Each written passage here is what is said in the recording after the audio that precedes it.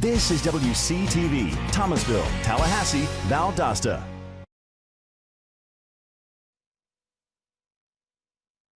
Rise and shine. You're watching WCTV Eyewitness News. The Good Morning Show starts now.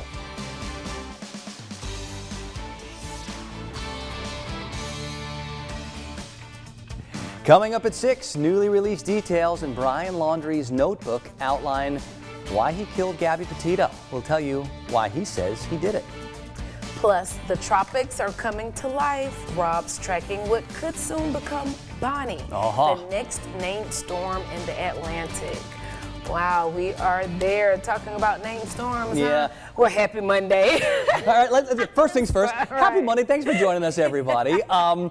Yeah, we don't need to get too far ahead of ourselves just yet, but there certainly is a hiccup out there out in the middle of the Atlantic. Got plenty of time to watch, and it's starting to take some of those stages of development. So yeah, we got things we're keeping our eyes on. We'll do tropical thoughts in like 10, 15 minutes, and I'll break it all down for you there. Right now, let's talk about the right here, right now. 66 in Live Oak and in Valdosta, 67 in Perry. Love to see numbers that start with a 6 this time of the day, this time of the year. They start becoming pretty rare as we get into July, and we get a lot of low 70s like we're seeing in Tallahassee and Bainbridge this morning. Now, we'd love to find a few more scattered showers. I hear you. I don't see very much going on across the Gulf or anything over land. Usually we're looking offshore this time of the day to see those showers, and if we can find some, that's also something that usually helps to point us towards where maybe some showers can happen in the afternoon.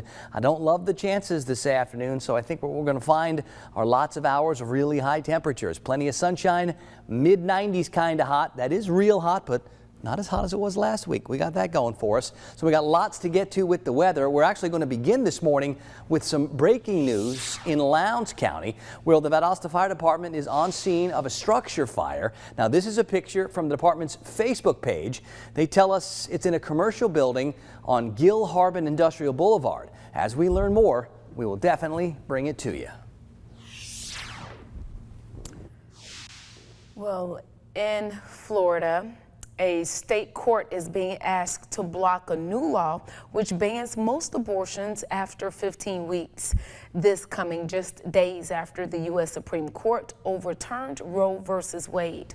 The American Civil Liberties Union, Planned Parenthood, and other reproductive health providers today are asking a Florida judge to stop the new law from taking effect this Friday.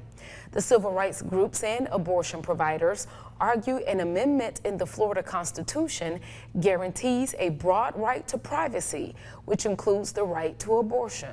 We will be in the courtroom and will bring you any updates as they develop. Right now, abortion is legal in Florida up to 24 weeks, but about 95% happen prior to 15 weeks. The lawyer for Brian Laundrie's family has released his handwritten confession of Gabby Petito's murder. The pair had a troubled relationship on the road, which he spoke about in his personal notebook. In the 8 pages released so far, he claims Gabby had been seriously injured while hiking in Wyoming. Laundrie claims he took her life in a mercy killing because she was in extreme pain. The Teton County coroner ruled her cause of death was by homicide by strangulation. On the last page, Laundrie wrote, "I have killed myself by this creek and hope the animals may tear me apart." Laundrie wrote he was hoping his manner of death might make Gabby's family happy.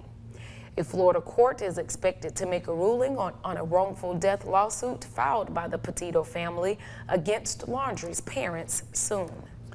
All right, it's 6:03 now, and a Florida mother has a warning for parents after her teenager is struck by lightning. 14-year-old Lori Spencer is having to learn how to walk and talk again after narrowly surviving.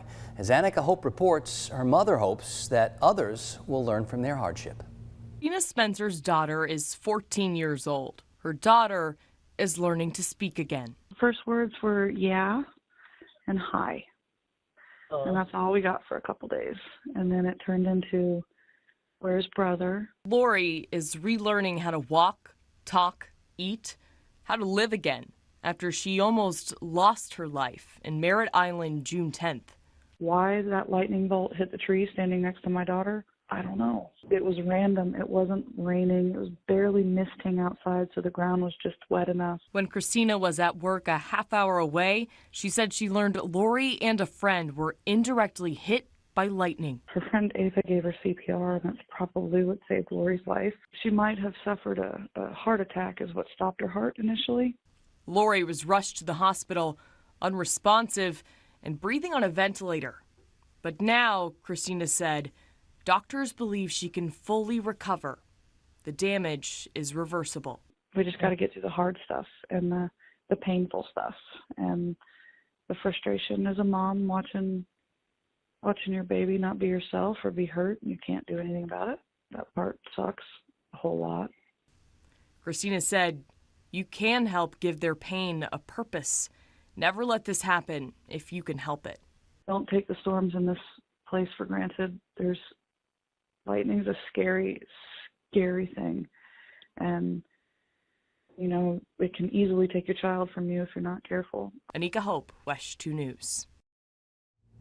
And according to the National Weather Service, the average annual per capita strike rate in the United States is around 1 in 600,000. 6:05 now. Just like the price for everything else right now, get ready to pay more for your electric bill if you live in the Peach State. Georgia Power wants to raise rates 12% over the next 3 years.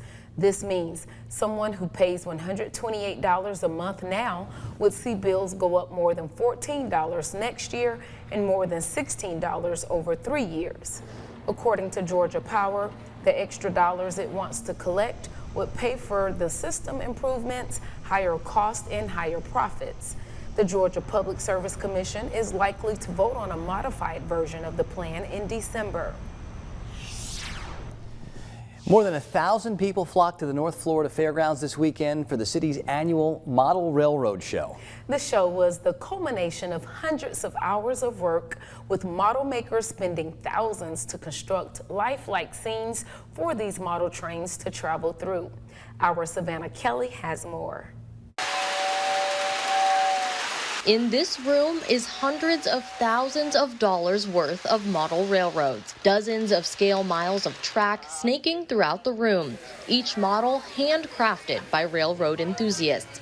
Each scene, whether real or imagined, is brought to life with wood, wires, and paint. Getting it from here, from my imaginations to my hands, and then actually create it, build it, and make it look like what I was thinking, to me, that's the joy in it. Andy Zimmerman is the Model Railroad Show manager. Like most enthusiasts, he's been hooked on trains since he was a kid. Now he finds joy in the eyes of the younger generation when they become captivated by a model train. And then they get in the room and they're like, oh, trains. And all of a sudden their eyes get huge. The show drawing people from hundreds of miles away, like Craig Lang, who traveled from East Tennessee. So it's more than just coming here and running trains, but it's also to share, particularly with young kids, what trains mean, what they're about. Lang sees trains not just as a fun hobby, but as an educational tool. They were an integral part of the American Industrial Revolution. Railroads helped unify this country 100 years ago or more.